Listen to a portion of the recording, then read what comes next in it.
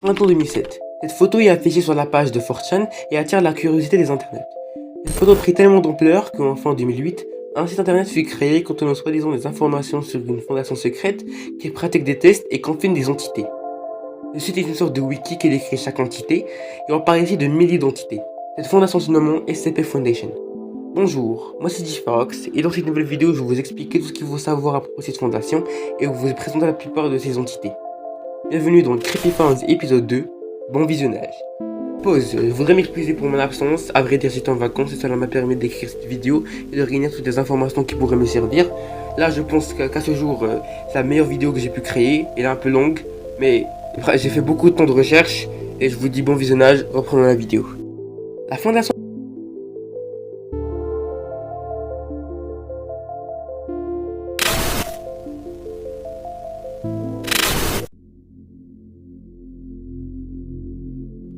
La Fondation SCP est une organisation top secrète dédiée à la capture d'entités et de phénomènes étranges et paranormaux se trouvant sur Terre. Avant de continuer, voyons ce que veut dire SCP.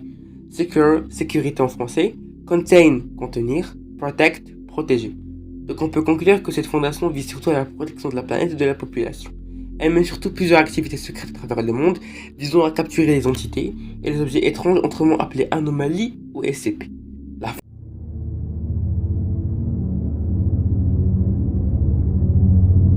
La fondation contient 5 niveaux de sécurité. Niveau 1, confidentiel. Ce niveau est donné au personnel travaillant à proximité des entités sans avoir d'informations les concernant, généralement accordé au personnel administratif de logistique et de recherche. Niveau 2, restreint. Ce niveau est pratiquement le même que les niveaux 1, sauf que les personnels travaillant ici ont un accès direct aux informations concernant l'anomalie. Niveau 3, secret. Ce niveau est accordé au personnel de sécurité et de recherche supérieur. Celui-ci a besoin d'informations approfondies à propos de l'SCP ou de la planification du confinement à long terme de celle-ci. Niveau 4, top secret. La création de ce niveau n'est donnée qu'au personnel supérieur de l'administration, qui a un accès quasi total des informations de la base de données, telles que des données stratégiques et sensibles au sujet des opérations de recherche de la Fondation. Niveau 5, Tomiel. Ce niveau est donné qu'au plus haut grade du personnel administratif. Il accorde un accès illimité à toutes les données, quelle que soit leur nature. La création du niveau 5 n'est accessible qu'aux membres du conseil O5, dont on parlera plus tard dans la vidéo. Les classes sont données aux membres du personnel selon leur proximité avec les entités ou SCP. Classe A. Cette classe est attribuée aux membres jugés importants et vitaux aux opérations de la Fondation. Ils sont donc tenus loin des anomalies. Ils doivent rester dans des zones ultra sécurisées en toutes circonstances. Les membres du conseil O5 sont considérés comme des membres de la classe A. Classe B. Celle-ci est attribuée aux membres jugés importants pour la Fondation à échelle locale. Ils ne sont pas autorisés à s'approcher des SCP qu'après une période de quarantaine afin de neutraliser tout effet dangereux chez eux. En cas d'urgence, les personnels de classe B doivent immédiatement être évacués dans une zone sécurisée. Classe C. La classe C est donnée aux membres de classe standard. Ils ont alors un accès direct à la plupart des entités qui ne sont pas excessivement dangereux. Si le personnel a été mis en contact avec des objets dotés de propriétés mémétiques, pour ceux qui savent pas qu'est-ce que c'est mémétique, c'est la propriété qui consiste à un végétal ou à un animal en limitation de son environnement. Oui, j'ai été sur Wikipédia. Reprenons. Alors ces membres qui ont été en contact avec ce genre d'anomalie sont placés en quarantaine et soumis à une évaluation psychologique. Celle-ci est attribuée au personnel renouvelable, donc sans aucune utilité, et utilisée pour manipuler directement les entités. Elle n'est pas autorisée à entrer en contact avec les membres de classe A et B. Le personnel de classe D est généralement composé de prisonniers condamnés à des crimes graves ou alors des prisonniers politiques. Le personnel doit se voir administrer des amnésiques ou être éliminé à la fin du mois. En cas de problème, les membres doivent être tués immédiatement. Classe E. Celle-ci est provisoire et attribuée aux agents de terrain et au personnel de confinement, qui ont été exposés à des effets potentiellement dangereux et sont donc immédiatement placés en quarantaine, afin de surveiller de potentiels changements dans ses habitudes, sa personnalité ou sa psychologie, et peut reprendre du service que lorsqu'il est déclaré sain ou non anormal. Je ne vais pas trop m'attarder sur ce chapitre, car je juge que cela n'est pas très important pour la vidéo. Alors je vais résumer ça le plus court possible. Il faut savoir que le personnel se sépare en 3 types. Type 1, personnel de site, spécialiste du confinement. Ils ont 2 rôles, la mise en place d'un espace de confinement et l'optimisation de celui-ci. Chercheurs. Ils sont principalement des scientifiques, choisis parmi les plus intelligents et les plus qualifiés du globe. Ils sont alors utiles afin d'en savoir plus sur l'entité et leur fonctionnement. Agents de sécurité. Simplement appelés gardes, ils ont pour mission de surveiller les informations sensibles des opérations et du personnel de la Fondation. Type 2, personnel de terrain, agents de terrain. Ils sont hyper importants pour la Fondation car ils sont ceux qui traquent et recherchent activement les entités. Ils sont souvent couverts par la police locale. Force d'intervention mobile. Simplement appelés FIM, ils sont mobilisés pour s'occuper des menaces et nécessitent une formation qui est inutile à des agents de terrain normaux. Type 3, administration.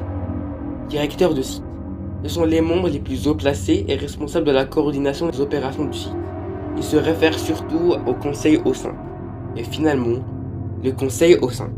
On y est arrivé. Il est constitué de 13 membres. Ils sont les plus hauts gradés de la Fondation. Ils disposent de l'accès de la totalité des informations et des documents. Ce sont les boss quoi. Ce sont les boss de la Fondation.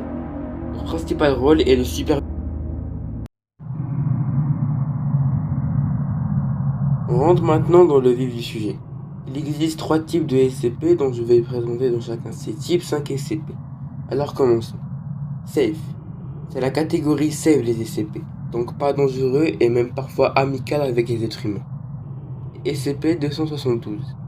C'est une sorte de clou en fer d'environ 11,5 cm, avec une sorte de sol.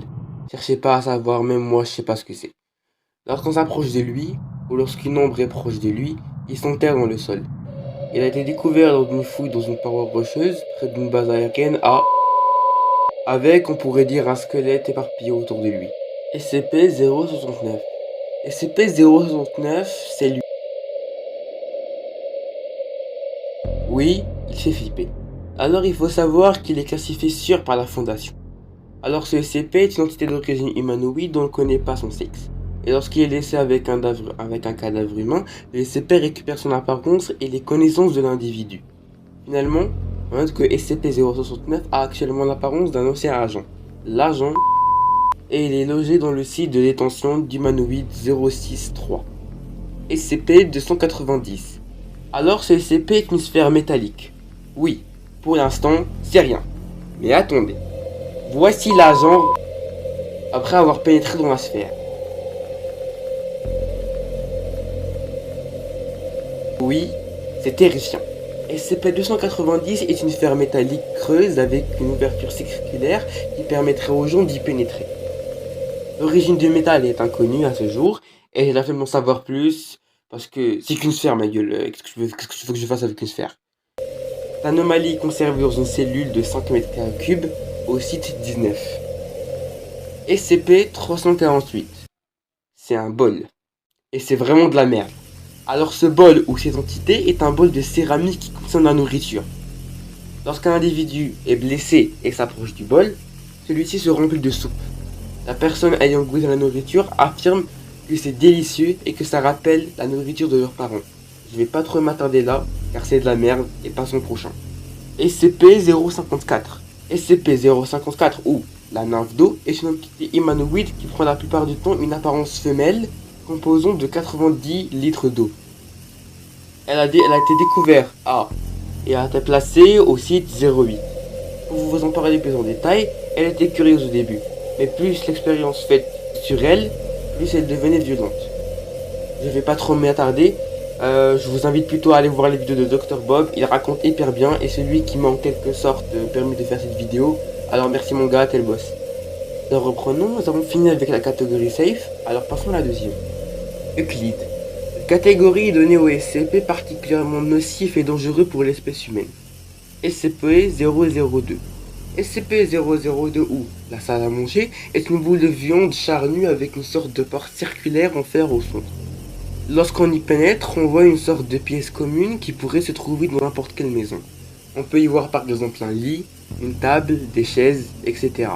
Et on a le malheur d'y pénétrer, on se retrouve piégé dedans, et on disparaît.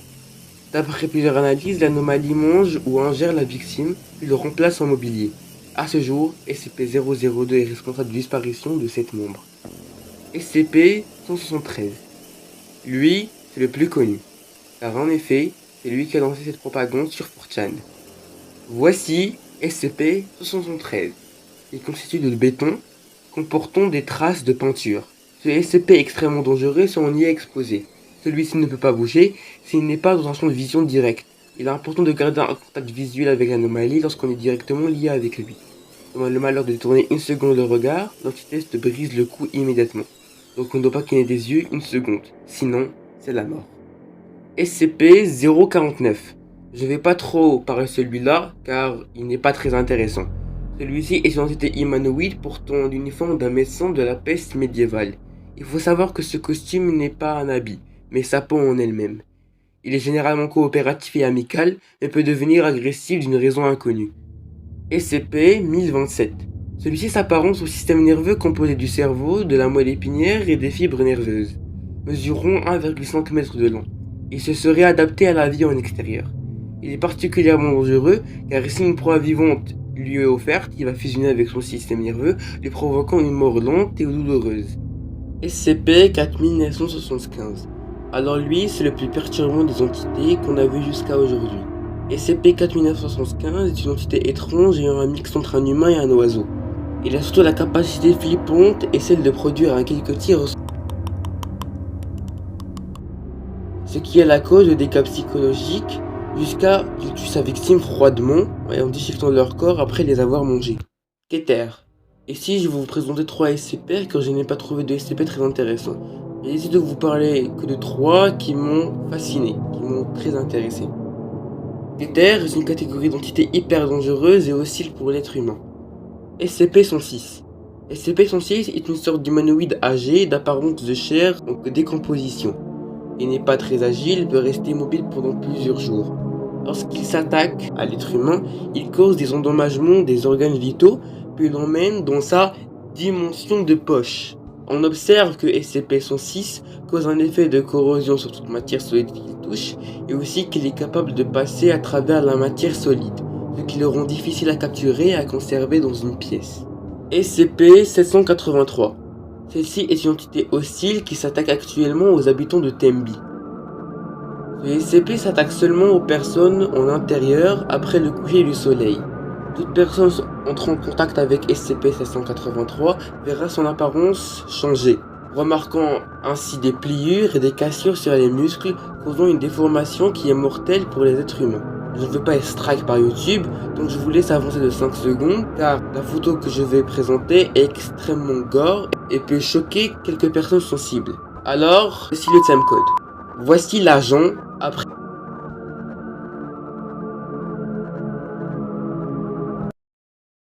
SCP-035. On calme un peu les choses avec ce SCP, car celui-ci est un masque, mais les apparences sont trompeuses. Car toute personne étant à 1 mètre du masque se voit une envie forte de le porter. Et quand il est placé sur le visage de la victime, il émet une forte onde cérébrale causant une mort douloureuse. Les corps du sujet possédé se décomposent à une vitesse accélérée. Alors vous vous doutez bien sûr que c'est faux. Ce n'est pas réel. Car cela n'est qu'un projet communautaire, comme les backrooms par exemple. D'ailleurs, si vous voulez une vidéo sur les backrooms, n'hésitez pas à me le faire savoir. J'adorerais faire une vidéo sur ce sujet. Ce projet a pris tellement d'ampleur qu'on a eu plus de 10 000 SCP. C'est déjà la fin de la vidéo. Elle a été plus longue que d'habitude, mais je voulais marquer le coup. Donc j'espère que cela vous aura plu. Merci à Dr Bob et à SCP Orientation Live, car je me suis permis de prendre leur vidéo pour animer la mienne. Donc big up à vous. N'hésitez pas à liker et à vous abonner, cela prendrait une seconde et ça m'aide beaucoup afin de réaliser de prochains projets. Merci d'avance. Et je vous dis à la semaine prochaine pour une prochaine vidéo.